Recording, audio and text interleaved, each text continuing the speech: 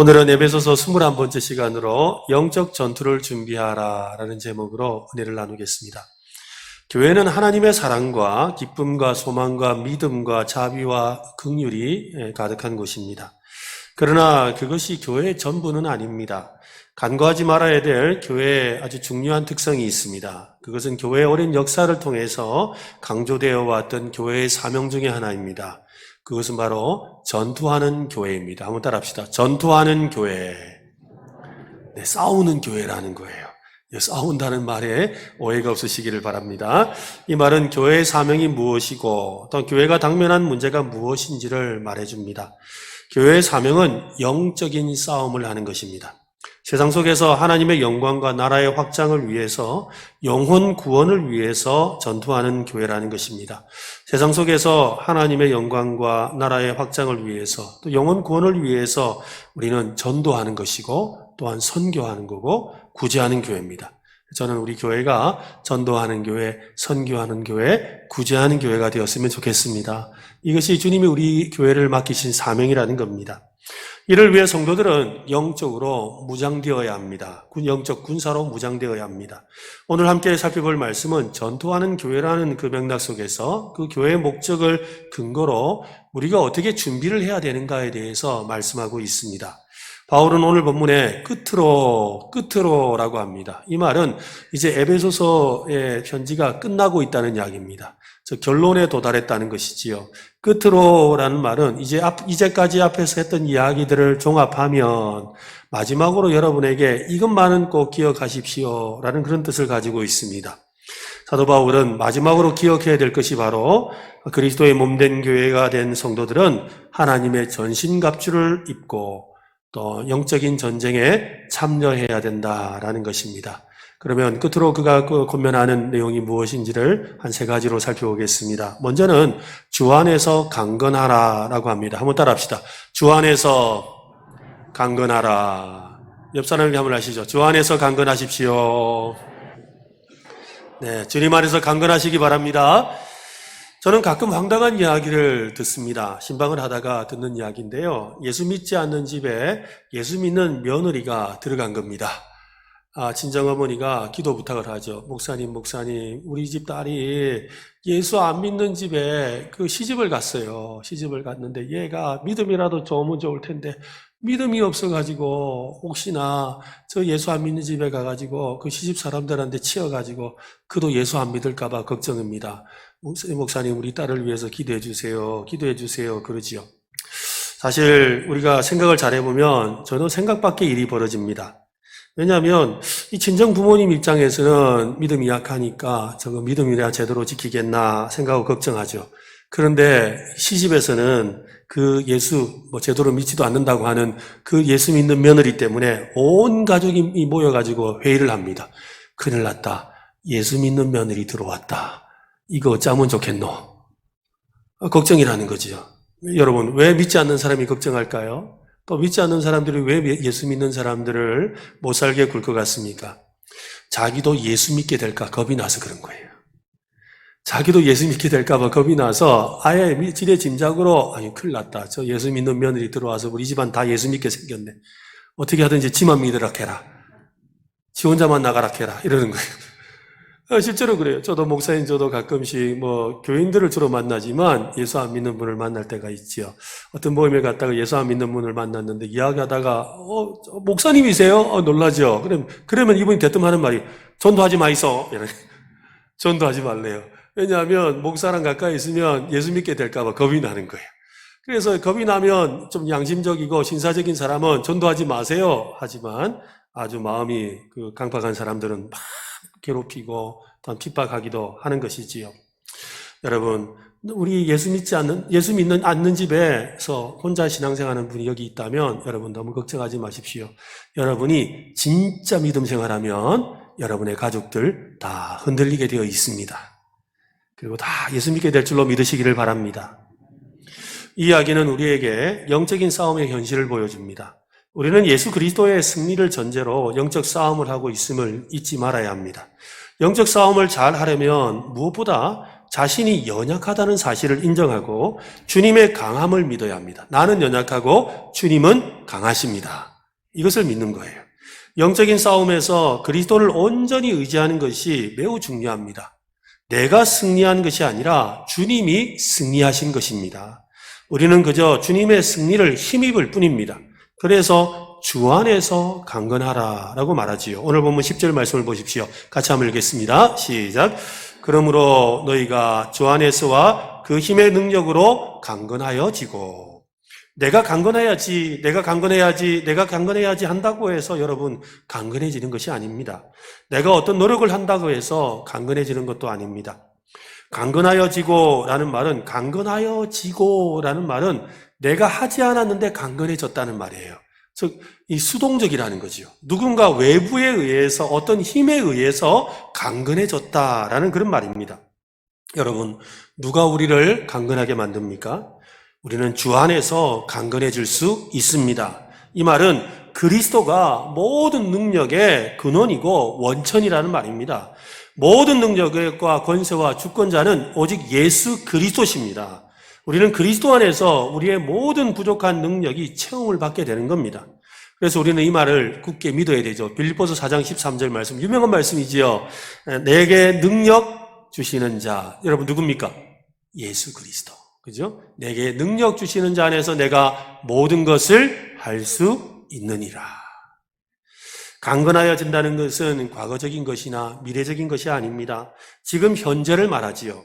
더 정확하게는 현재 진행형입니다. 즉 지금부터 쭉 계속 강건해질 것이라는 말입니다. 여러분, 여러분의 삶이 날마다 강건해질 수 있기를 바랍니다. 그죠? 옛날에 강건한 것으로 끝나는 게 아니라 언젠가 강건할 것으로 생각할 것이 아니라 지금부터 계속해서 날마다 강건해질 수 있기를 바랍니다. 바울은 예수님의 풍성한 능력을 끊임없이 공급받으라고 합니다. 우리가 영적인 싸움을 위해 그 필요한 모든 것은 오직 주님께 있습니다. 우리가 기도하면 언제라도 지금 당장 공급해 주시는 줄로 믿으시기 바랍니다.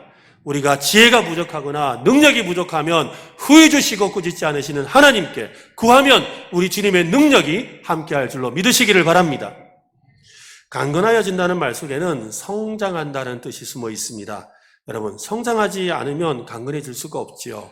사람은 계속해서 성장함으로 강건해지는 겁니다. 어린아이는 연약하지요. 어린아이는 연약해요. 저희 집에 우리 아이랑 제가 팔씨름하면 누가 이기겠습니까?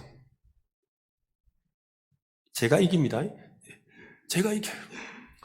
아이는 약해요. 아무리 자기가 힘이 세다 그러고 제가 아무리 약해도 아이는 이길 수 있어요. 즉, 연약한 것은 아이고 강한 것은 장성한 어른인 거예요. 그러니까 우리가 강건해지려면 날마다 믿음이 성장해야 되죠. 믿음이 성장해서 영적 어린아이가 아니라 영적으로 장성한 어른이 되어야 되는 것입니다. 여러분, 영적으로 어른이 되시기를 바랍니다. 그래서 에베소 4장 14절은 이는 우리가 이제부터 어린아이가 되지 아니하여 사람의 속임수와 간사한 유혹에 빠져 온갖 교훈의 풍조에 밀려 요동하지 않게 하려 함이라 라고 했습니다. 영적으로 어린아이와 같은 성도는 분별력이 없어서 사탄의 관계와 유혹에 잘 넘어갑니다. 잘못된 교훈에도 쉽게 요동하지요. 연약하고 강건하지 못한 상태에 있기 때문입니다. 그래서 아이들이 그저 잘 속아요. 남 말 잘 듣고. 근데 어른들은 어떻게 해요? 분별력이 있잖아요. 그래서 잘 분별해내는 겁니다. 영적으로 강건하기 위해서는 그리스도의 장성한 분량에 이르도록 날마다 말씀으로 훈련받고 또한 삶을 통해서 훈련받는 우리 모두 되시기를 바랍니다. 강건하여진다는 말 속에는 또한 흔들리지 않는다라는 뜻이 있습니다. 여러분, 마귀가 우리를 어떻게 공격할까요? 마귀가 막 우리를 때릴 것 같습니까? 마귀가 우리를 막 넘어지고 다치게 할 것 같습니까? 마귀가 우리를 막 고문해서 죽일 것 같지요? 마귀의 공격은 언제나 미혹하는 데 있습니다. 마귀는 우리를 미혹하는 거예요. 마귀는 미혹의 영입니다. 사람을 미혹해서 진리에 굳게 서지 못하게 만들지요. 믿음이 흔들리게 만드는 겁니다. 강건하여진다는 것은 어떤 마귀의 유혹과 미혹에도 흔들리지 않고 굳게 믿음을 지킨다는 말입니다. 여러분, 흔들리지 마시기 바랍니다. 세상 사람들의 이야기에 또 세상 사람들의 분위기에 또 지금 시대의 어떤 이야기에 우리의 마음이 흔들리면 나는 지금 마귀에게 지고 있는 겁니다. 그러나 흔들리지 않고 믿음으로 굳게 설 수 있기를 바랍니다. 여러분, 다윗과 골리앗 이야기를 아시지요? 골리앗은 블레셋 군사들의 길을 북돋우는, 또 길을 세우는 그런 장수입니다. 또한 적군들의 길을 죽이는 장수지요. 옛날 정쟁은 이 기세 싸움입니다. 어느 편의 기세가 더 좋으냐에 따라서 승패가 좌우되는 그런 싸움입니다. 그래서 양쪽의 군대들이 딱 서로 마주보고 서서 서로 막 이기자 하면서 막 크게 하는 거예요. 그러면서 막 우리로 치면 찬양이죠. 노래도 부르고 북도 치고 이러면서 기세 등등하게 하는 거예요. 그런 다음에 더 확실하게 하기 위해서 어떻게 합니까? 양쪽에 싸움 잘하는 장수가 나오죠. 싸움 잘하는 장수가 나와서 서로 싸우는 거예요. 싸워서 만약에 이쪽 편이 이기면 그죠, 어떻게 돼요? 이쪽 군대의 기세가 등등해가 자 가자 이래서 상대방을 쳐서 무찌르는 거거든요. 기세 싸움에, 그 기세 싸움에 이 골리앗이라는 엄청난 장군이 있으니 이스라엘은 그냥 진짜 옛날 코미디 프로에 나온 거죠. 음매 기죽어 하고 있는 거예요. 네? 지가 막 죽어 있는 겁니다. 이런 상황 속에 있었습니다. 그러한 때에 이스라엘 백성들이 모두 겁에 질려 있는 그때 한 사람이 아주 강건해져 있었습니다. 모두가 겁에 질려 있는 그때 한 사람이 강건해져 있었어요.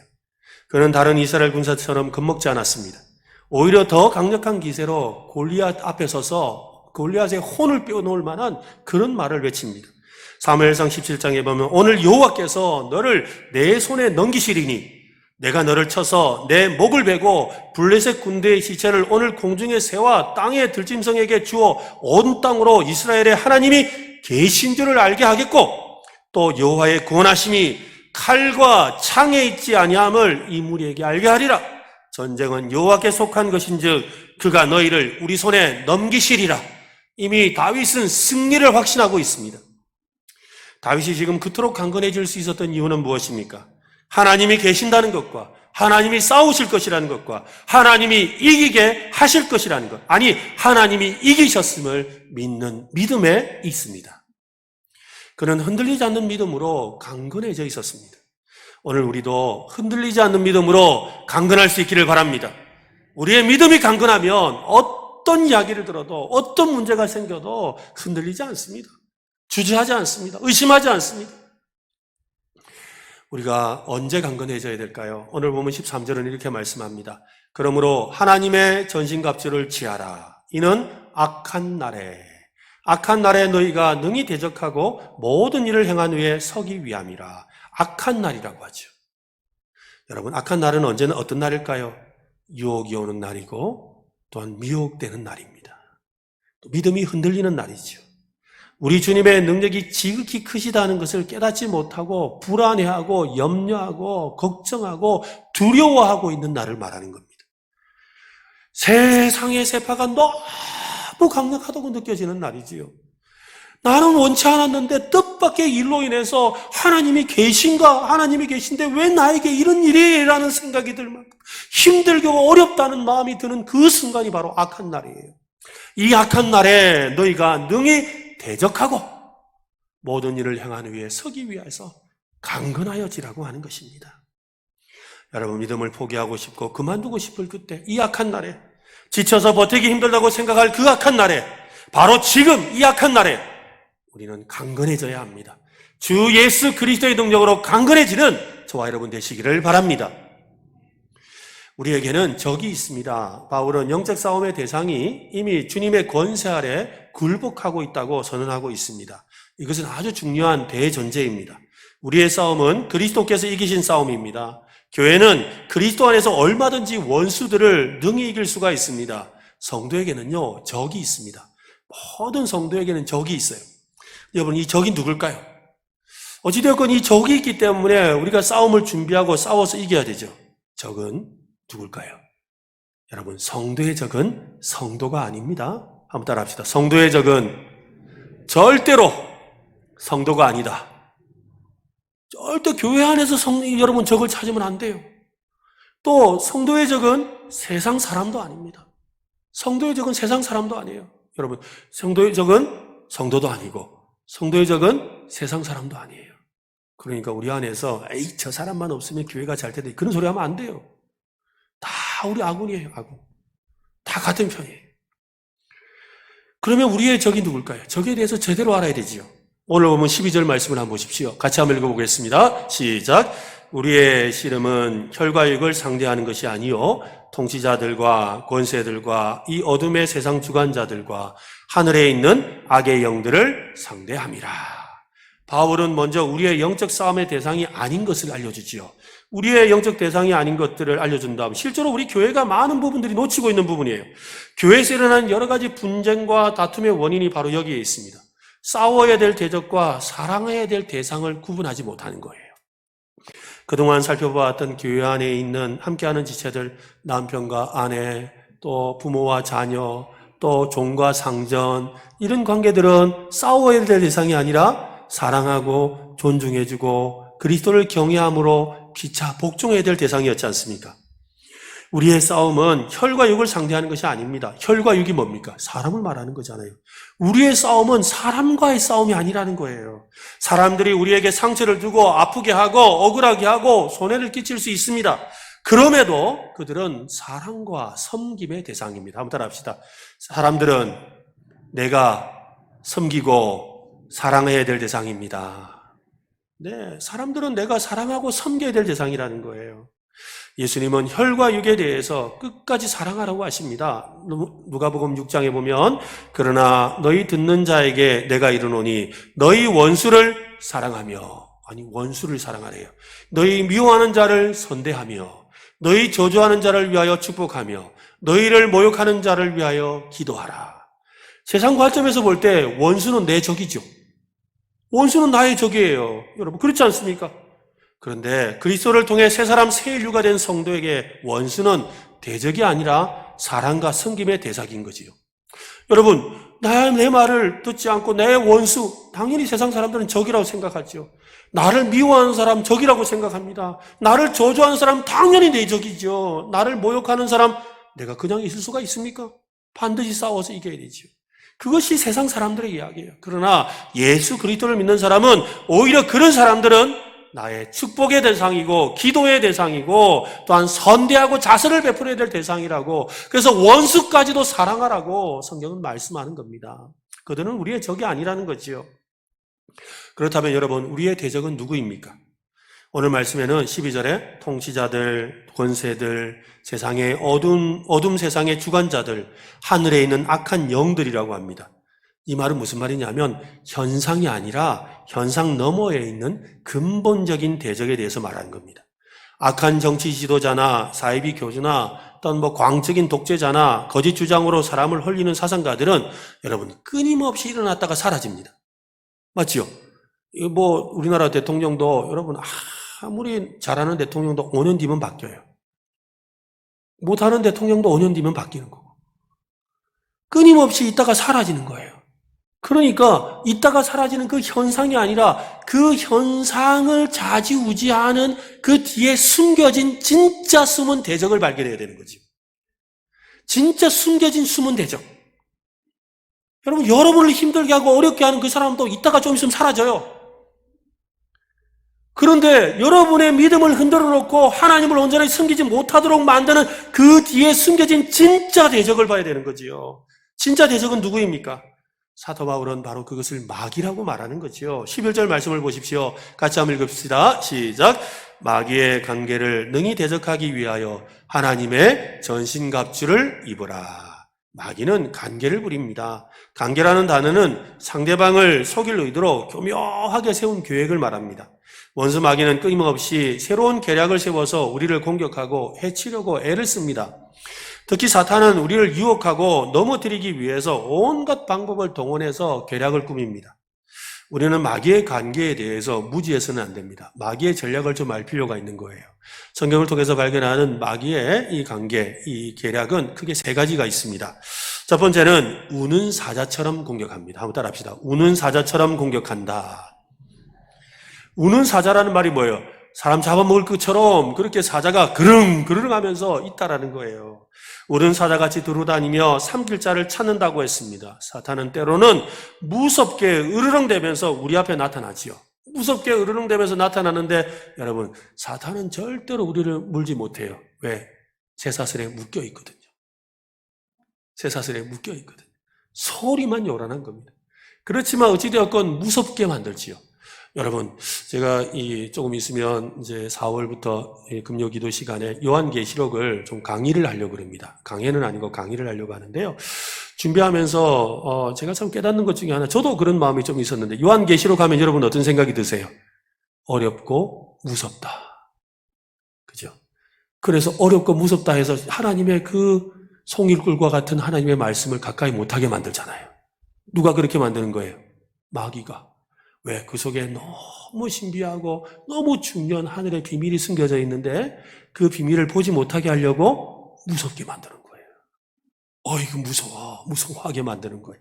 마귀가 우리로 하여금 두려움에 떨게 만드는 거예요. 그러나 그 두려움은 진짜 나를 삼킬 수 있는 두려움이 아닙니다. 두 번째로 마귀는 친구처럼 공격합니다. 마귀는 때때로 친구의 모습으로 우리 앞에 다가오지요. 마치 하와에게 누가 와서 꼬셨습니까? 뱀이 와서 꼬셨죠. 우리는 뱀하면 무서워하고 가까이도 안 가는데 이 하와 옆에 뱀이 와서 친구처럼 말하는 거예요. 하나님이 너더러 그거 먹지 말라 카드나. 아이고. 그러니까 아주 친한 친구처럼 다가와서 그리고 가만히 있을러 마음을 유혹하는 것이죠. 여러분, 우리의 진짜 친구는 사탄 마귀가 아니고 예수 그리스도입니다. 예수 내 친구, 날 버리지 않습니다. 세 번째로는 광명의 천사로 가장하고 나타나지요. 무지의 어둠을 주는 것처럼 우리를 속여서 진리에서 벗어나게 만들죠. 최근에 여러 이단들을 보면 그렇잖아요. 성경 계시의 비밀을 알려주겠다고. 또한 성경의 그 비밀한 것을 알려주겠다면서. 그러면서 그 비밀에 대해서 들으면 와, 그런 뜻이 있었어요 라고 생각하게 만드는 거예요. 그러나 그것은 진리가 아니지요. 진리를 가정한 광명의 천사로 사람을 미혹하고 있는 것입니다. 여러분, 마귀는 우리에게 달콤하고 감미로운 유혹을 통해서 공격해 옵니다. 마귀의 영적인 전투 가운데 있다는 사실을 우리가 기억하지 못하도록 만든다는 것입니다. 사실 영적인 싸움은 제가 공부를 해보면 세계관의 싸움입니다. 한번 따라합시다. 세계관의 싸움. 다른 말로 하면 가치관의 싸움이라고도 할 수가 있습니다. 통치자들과 권세들과 이 어둠의 세상 주관자들과 하늘에 있는 악의 영들은 세상 사람들의 생각과 가치관을 좌우하는 존재들입니다. 여러분, 대통령이 나라를 다스릴까요? 어떤 강력한 정치 세력이 세상을 다스릴까요? 영적인 어떤 세력이 세상을 다스리고 있을까요? 세상을 다스리는 진정한 통치자는 이 땅의 왕이신, 또 하늘의 왕이신 오직 예수 그리스도임을 믿으시기 바랍니다. 마귀의 간계로 사람들은 이것을 깨닫지 못한 채 엉뚱한 것을 경배하고 있습니다. 심지어 그리스도를 왕으로 섬기는 성도들도 마귀의 간계에 속임을 당하고 있지요. 여러분, 세상은 하나님이 다스리십니다. 하나님이 하늘만 다스리는 게 아니라 세상을 다스리십니다. 하나님이 온 세상을 다스린다는 거예요. 세상은 하나님의 뜻대로 돌아갑니다. 그리스도께서 왕으로 통치하고 계신다는 거예요. 이것을 믿는 것을 세계관이라고 하는 겁니다. 세상에 어떤 누군가가, 세상에 어떤 돈이, 세상에 어떤 정치가, 세상에 어떤 무엇이, 이것은 세상의 세계관이고 세상의 가치관이고, 우리는 하나님이 유일하신 예수 그리스도께서 세상을 다스리신다고 믿는 성경적인 세계관을 가지고 있는 것이지요. 세상을 마귀와 혈과육의 통치자에서 돌아간다고 믿는 세계관과 하나님과 예수 그리스도에 의해서 세상이 돌아간다고 믿는 그 세계관이 충돌하고 있는 거예요. 충돌하고 있어요. 사람들 만나보세요. 야, 돈이 있어야지 되지. 무슨 소리? 우리는 하나님이 있어야 되지. 서로 세계관이 싸우는 거예요. 서로 믿는 것이 싸우는 거예요. 그래서 골로새서 2장 8절에 이렇게 말합니다. 누가 철학과 헛된 속임수로 너희를 사로잡을까 주의하라. 이것은 사람의 전통과 세상의 초등학문을 따름이요 그리스도를 따름이 아니니라. 여러분, 모세와 이 애굽의 바로 왕이 서로 싸우지 않습니까? 서로 싸웠는데 그들의 싸움은 혈과 육의 싸움이 아니라 신들의 전쟁. 또 그때 당시에는 신이 세상을 다스린다고 생각했기 때문에 신들의 전쟁이기 때문에 그것이 바로 세계관의 전쟁이에요. 세계는 신이 다스린다라고 보았기 때문이지요. 누가 세상을 다스리는가? 누가 진정한 세상의 주권자인가를 보여주는 영적인 싸움이었습니다. 그 싸움에서 여러분 누가 이겼습니까? 누가 이겼지요? 누가 이겼습니까? 모세가 이긴 것이 아니라 하나님이 이기셨죠. 그죠? 모세가 이긴 것이 아닙니다. 하나님이 이기신 거예요. 하나님이 이기셨다는 거예요. 초대교회 당시에도 영적인 싸움은 계속되고 있었습니다. 누가 세상을 다스리는가? 세상의 로마 황제가 다스린다고 믿었지요. 누가 세상에 평화를 주는가? 로마 황제가 평화를 준다. 그래서 로마 황제는 퀴리오스, 주가 되신다. 온 만민의 주가 되신다. 라고 그렇게 황제를 숭배했단 말이에요. 그런 이 주는 곧 로마 황제시다. 라는 그 고백을 하는 사람들 속에서 아니다. 주는 오직 십자가에 달려 죽고 부활하신 예수 그리스도시다. 이걸 고백했다 이 말이에요. 초대교회 성도들이 왜 핍박을 받고 여러분 왜 그 십자가에 거꾸로 매달리고 불에 타서 박해를 받고 죽어갔는 줄 아십니까? 바로 주를 고백하라고 할 때 황제가 주라는 것을 고백하라고 할 때 아니다. 아니다. 황제는 주가 아니다. 황제는 이따가 죽는 사람이다. 오직 죽고 나서 부활하신 예수 그리스도만이 주가 되신다. 이것을 고백했다 이 말이에요. 바로 이 싸움이었어요. 여러분, 이 영적인 전쟁은 지금 우리 가운데도 일어나고 있습니다. 여러분, 여러분을 지금 누가 다스립니까? 여러분 자신을 누가 다스립니까? 여러분의 가정을 누가 다스리고 있습니까? 누가 여러분의 직장을 다스리고 있습니까? 누가 우리 교회를 다스리고 있습니까? 누가 우리 나라와 이민족을 다스리고 있습니까? 영적인 싸움은 하나님을 대적하여 높아진 것을 모두 무너뜨리는 그 싸움이라는 것입니다. 모든 거짓된 생각과 세계관을 사로잡아서 진정한 통치자이신 그리스도께 복종하게 하는 것이 바로 영적인 싸움입니다. 그래서 우리가 왜 선교하러 나갈까요? 그 선교지에 있는 하나님이 아닌 엉뚱한 것을 믿고 그가 세상을 다스린다고 믿고 있는 사람들에게 하나님이 예수 그리스도가 다스린다는 것을 가르쳐주고 그들로 하여금 하나님께 영광을 올려드리고 그리스도께 영광을 올리도록 만들려고 하는 것이 바로 선교예요. 이 땅에 그렇게 예수 믿지 않는 사람들, 하나님께 영광을 돌리지 않는 사람들에게 예수 그리스도를 향해 영광을 돌리도록 만드는 일을 하는 것이 전도라고요. 이것이 바로 우리의 영적인 싸움입니다. 여러분, 우리가 함께 영적으로 무장되어서 이 마귀를 대적하여 싸우는 성도들이 될 수 있기를 바랍니다. 하나님의 전신갑주를 입어야 합니다. 시오도 웨델이라는 이분의 글을 읽은 적이 있는데요. 이 글에는 오늘날의 그 정체성을 잃은 교회의 모습에 대한 이야기를 소개하고 있습니다. 아마 실제 이야기인지 지어낸 이야기인지는 모르겠는데 참 읽으면서 마음에 제 스스로도 많이 도전이 되었습니다. 종종 파손 사고가 발생하는 아주 이렇게 험한 이 해변가가 있습니다. 이 해안가에 작은 구조대가 있었어요. 이 구조대는 조그마한 오두막에 불과한 그런 곳이에요. 그래서 몇 사람이 겨우 있는 곳이고 그곳에는 조그마한 구명정이 있어요. 그래서 구명정을 타고 가서 조난사고가 나면 그 조난사고에 물에 빠진 사람들을 가서 건져오는 그런 일을 했어요. 정말 헌신적으로 자신의 목숨을 내어놓을 정도로 열심을 다해서 사람들을 구조하는 일을 하다 보니까 동네 사람들이 야 이거 너무 좋은 일이다. 또 실제로 물에 빠졌다가 건짐을 받은 사람들이 너무 고마워서 배를 한 척 사줬어요. 배를 한 척 사줘서 큰 배를 가지고 이제 마음껏 할 수 있게 되었죠. 그러면서 사람들이 야, 이 좋은 일에 나도 참여해야지 하고 모이게 되었어요. 그러니까 제 정도 있다 보니까 이제 조그마한 오두막에서 그럴듯한 집을 지었습니다. 그리고 그럴듯한 집을 지어서 이곳에서 사람들을 구조하는 일을 하기 시작했습니다. 근데 이렇게 열심히 하던 중에 마음속에 생각을 하니까 야, 우리 그 물에 빠진 사람들을 건져오면 어디 좀 편안하게 쉴 수 있는 공간이 필요한데 어떻게 하면 좋을까라는 생각이 들었던 거죠. 그래서 야, 우리 이거 낡아 빠진 이거 야전 침대 이런 거 놓지 말고 좀 편안하게 쉴 수 있도록 푹신한 침대를 좀 가져 놓자. 그리고 의자도 좀 푹신하게 해서 좀 구조받은 사람들이 안전하게 있을 수 있도록 해주자. 이렇게 한 거예요. 좋은 생각이다 하고는 막 이렇게 침도도 갖다 놓고 의자도 갖다 놓고 그러다 보니까 또 구조당한 사람들이 먹을 수 있는 먹을 것도 여기저기다 갖다 놨어요. 그래 가져다 놓고 나서 야 좋다 하다 보니까 이게 구조하는 일이 늘 있는 게 아니잖아요. 이게 결국 누가 써요? 구조대원들이 거기 앉아가지고 이제 먹기도 하고 쉬기도 하고 이렇게 되다 보니까 그곳이 마치 사교클럽처럼 돼버린 거예요. 사교클럽처럼 돼가지고 여기서 있다 보니까 너무 좋아요. 야, 우리끼리 이렇게 같이 교제도 하고 노니까 참 좋다, 야. 그런데 이제 가만 생각하니까 이 구조할 일이 생각나잖아요. 근데 구조할 일이 언제 일어날지도 모르는데 무작정 우리가 이렇게 대기하는 거 이거 좀 너무한다. 어떻게 하면 좋을까 하다가 그러지 말고 우리 구조만 할 수 있는 전용 대원들을 좀 채용하자. 그래서 우리는 여기서 대기하고 그리고 정말 힘들 때만 나가고 구조할 수 있는 구조대원들을 몇 사람 뽑아가지고 그 사람들만 구조할 일 있으면 얼른 내보내자. 그렇게 한 거예요. 그러던 중에 큰 배가 조난을 당했습니다. 파손하는 사고가 일어나서 채용된 구조대원들과 사람들이 모여가지고 그 사람들 다 건져가지고 데려왔어요. 말이 온몸이 흠뻑 젖고 막 엉망이죠. 엉망인데 그 이제 구조대 그 막사 안으로 그 건물 안으로 들어가려고 하니까 그 안에 있던 구조 원래 하던 분들이 이 사람들 왜 여기 들어와? 안 돼 이런 거예요. 그러면서 얼른 따라 나오셔 하더니 여기 샤워기 있으니까 여기 샤워기로 좀 샤워 좀 다 하시고 깨끗하게 한 다음에 여기로 들어오세요.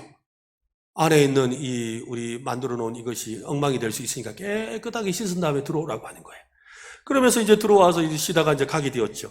그러니까 이 안에 있는 사람들이 이거 큰일 났다. 우리가 예쁘게 멋지게 만들어 놓은 이곳이 점점점 이렇게 엉망이 된다. 이렇게 하다가는 안 되겠다. 우리 앞으로 이 구조하는 일은 좀 우리가 이제 하지 않는 게 좋겠다. 이 건물을 잘 지키려면 우리가 하면 안 되겠다.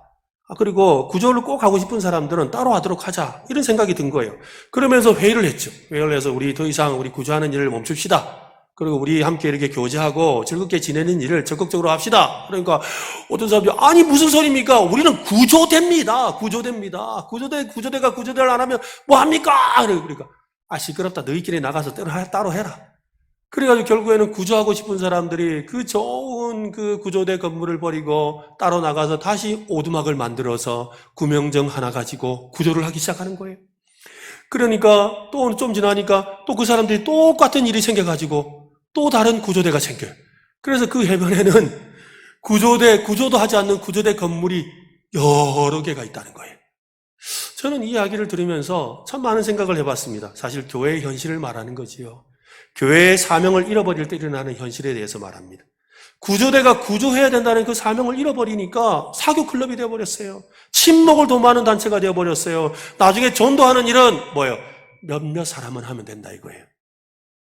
실제로 교회들이 그래야 되잖아요. 전도는 모든 성도가 할 일인데 어떻게 되어 있어요?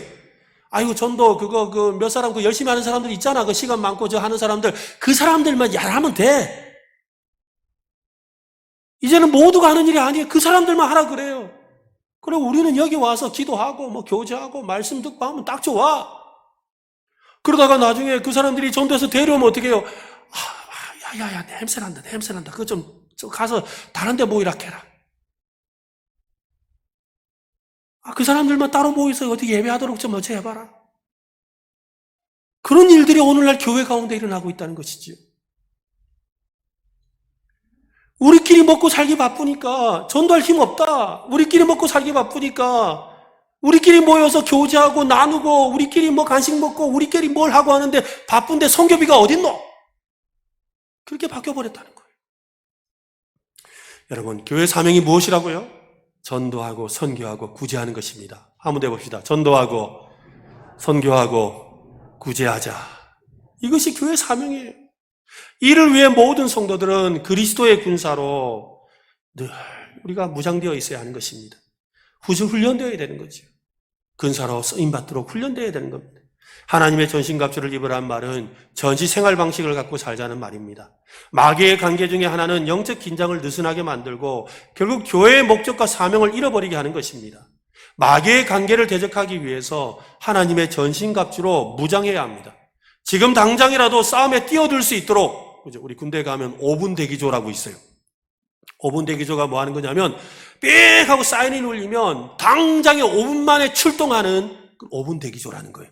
이 5분 대기조 훈련을 할 때는요, 군화도 벗지 않습니다. 그죠? 온몸에 그냥 군복을 입은 채로, 그리고 군장도 바로 옆에 두고서 출동이라면 그냥 즉시로 울러매고 그냥 달려나가는 거예요. 여러분, 바로 이 전신갑주를 취하라는 말은 언제라도 싸울 수 있도록 준비하고 있으라는 말인 줄로 믿으시길 바랍니다. 그렇게 준비하라는 거예요. 나는 아직 전도할 준비가 안 돼 있습니다. 나는 아직, 내가 주님이 기뻐하시는 그 일 할 만한 아직 준비가 안 돼 있습니다. 그게 아니라는 거예요. 언제라도 주님이 부르시면 있는 자리에서 나가서 마귀와 싸울 수 있는 성도들 되시기를 바랍니다. 바울은 에베소 신자들에게 하나님의 전신갑주를 입으라고 반복해서 강조합니다. 오늘 보면 11절을 보십시오. 마귀의 관계를 능히 대적하기 위하여 하나님의 전신갑주를 입으라. 또 13절에 그러므로 하나님의 전신갑주를 취하라. 이는 악한 날에 너희가 능히 대적하고 모든 일을 행한 후에 서기 위함이라. 그 사람이 입은 옷은 지금 그 사람이 하는 일을 보여주지요. 잠자리에 들려면 잠옷을 입습니다. 일하러 나가려면 작업복을 입습니다. 청소할 때 여러분 고상한 옷을 입고 와서 그저 화려하게 차려입고 와서 청소하는 사람이 어디 있습니까? 입은 옷을 보면 그 사람이 지금 놀러 가려는 사람인지 일하러 가려는 사람인지 알 수가 있습니다. 하나님의 전신갑주를 입으란 말은 잘 준비된 군인으로 완전 군장을 갖추라는 말입니다. 전시 생활 태도를 갖추라는 말이지요. 원수는 사정없이 우리를 공격합니다. 다양한 방법으로 시도 때도 없이 다각도로 공격해옵니다. 사탄은 목표한 부위에 상처를 입히지 못하면 신속하게 다른 부위를 공격합니다. 머리에 상처를 입히지 못하면 심장을 공격하고 양심에 상처를 입히지 못하면 감정을 공격합니다.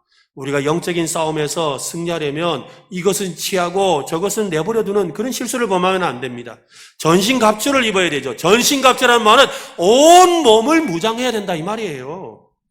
투구는 필요한데 아이고 흉배는 필요 없구나. 여러분 또 장화는 신어야 되겠는데 내가 뭡니까 허리띠는 매지 말아야 되겠다. 이렇게 생각해서는 안 된다는 거예요. 이런 생각을 가질 때 이미 마귀의 괴계에 넘어간 거예요. 이미 시작부터 패배한 겁니다. 그렇다면 여러분 하나님의 전신갑주는 무엇입니까? 우리 다음 주부터 해서 우리가 전신갑주에 대해서 구체적으로 배우겠지만 하나님께서 주시는 영적인 갑옷을 말합니다. 하나님이 주시는 영적 전신갑주는 예수 그리스도의 능력입니다. 따라합시다. 전신갑주는 예수 그리스도의 능력이다. 예수 그리스도의 권능에서 나오는 힘으로 무장하라는 말입니다. 예수님의 권능은 여러분 어디에서 나올까요? 예수님의 능력은 어디에서 나올까요? 십자가에서 나오는 것입니다. 예수 그리스도의 십자가의 능력이 있습니다. 그래서 골로새서 2장 15절에 통치자들과 권세들을 무력화하여 드러내어 구경거리로 삼으시고 십자가로 그들을 이기셨느니라. 왜 십자가로 무장해야 됩니까? 마귀는 예수 그리스도의 십자가 앞에 무릎을 꿇고 패배했기 때문입니다. 악한 영들을 이기기 위해서는 주님의 권능인 십자가 외에는 다른 것으로 무장할 수가 없습니다. 여러분, 근데 우리가 어릴 때, 제가 어릴 때 그 공포영화, 옛날에 그 공포영화를 보면, 특히 외국에서 만든 공포영화에 보면 막 귀신이 나오고 유령이 나오고 드라큘라가 나오면 신부님이 와가지고 십자가를 쫙 내밀면 막 도망을 가잖아요. 여러분, 십자가 내밀면 도망갈까요? 도망 안 갑니다. 영화라서 가는 거예요. 그 십자가, 나무 십자가에 능력이 있는 게 아니에요. 십자가를 믿는 믿음의 능력이 있습니다. 이게 중요한 거예요. 십자가의 능력이 있는 것이 아니라 어디에 있다고요? 예수 그리스도의 십자가의 능력을 믿는 믿음이라고 하는 거예요. 예수 그리스도께서 십자가에 달려 죽으시고 승리하심으로 말미암아 마귀가 패배했음을 믿는 믿음이라 이 말입니다. 이 믿음의 능력이 나타나는 것이에요. 하나님이 주시는 전신갑주는 마귀의 공격으로부터 자신을 보호해주는 장비입니다. 보호하기 위해서는 단단해야 되죠. 여러분 단단하게 하려면 담금질이 필요합니다. 철을 담금질하면 할수록 강철이 되는 것처럼 우리는 십자가를 믿는 믿음으로 우리 자신을 담금질해야 돼요. 십자가를 믿는 믿음으로. 그래서 날마다 십자가 보좌 앞에 나아가서 십자가의 은혜로 나의 심령을 단단하게 만들어야 하는 줄로 믿으시기를 바랍니다. 마귀의 주된 공격은 유혹과 미혹이라고 했습니다. 유혹받지 않고 미혹당하지 않는 가장 좋은 방법은 우리 안에 모든 욕심을 죽이면 되죠. 우리 안에 욕심이 있어서 어떻게 해요? 미혹당하는 거예요. 욕심이 있어서 유혹당하는 것입니다. 그러니까 욕심을 죽이면 되죠. 그래서 십자가에 우리의 정과 욕심을 못 박으라고 하신 겁니다. 십자가로 정금질하고 십자가로 우리 자신을 날마다 죽이는 일을 통하여서 십자가의 전신갑주로 무장하면 우리는 얼마든지 마귀를 두려워하지 아니하고 승리하게 될 줄로 믿으시기 바랍니다.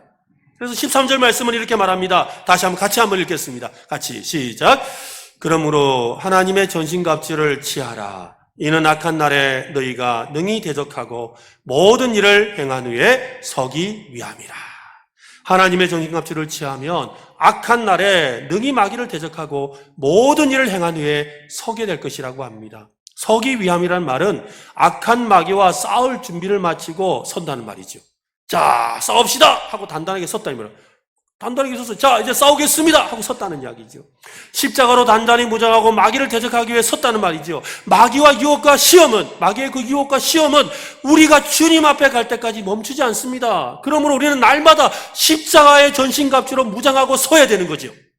날마다 자신의 정과 욕심을 십자가에 못 박고 나를 죽이고 예수가 사는 삶을 통해서 마귀를 능히 대적하고 승리하는 그리스도인이 되어야 된다 이 말입니다. 우리가 무장하고 십자가로 무장하고 서기만 하면 마귀는 도망갑니다. 여러분 이거 믿어야 돼요. 내가 십자가로 무장하고 서기만 하면 마귀는 도망갑니다. 마귀가 우리랑 싸우는 거 아니에요. 그저 미혹할 따름이에요.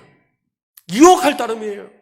그러나 우리가 믿음 안에서 십자가로 나 자신을 지키고 십자가를 믿는 능력을 믿는 믿음을 가지고 단단하게 쓰면 이미 승리한 거예요. 그러므로 오늘 이 시간 십자가의 은혜로 전신갑주를 취하시기 바랍니다. 십자가로 무장할 수 있기를 바랍니다. 십자가의 은혜가 우리의 심령에 뜨겁게 일어날 수 있기를 바랍니다. 예수 그리스도의 십자가의 능력을 유지하면서 날마다 한 걸음 한 걸음 믿음 안에 서서 나아가는 저와 여러분 되시기를 예수님의 이름으로 축원합니다.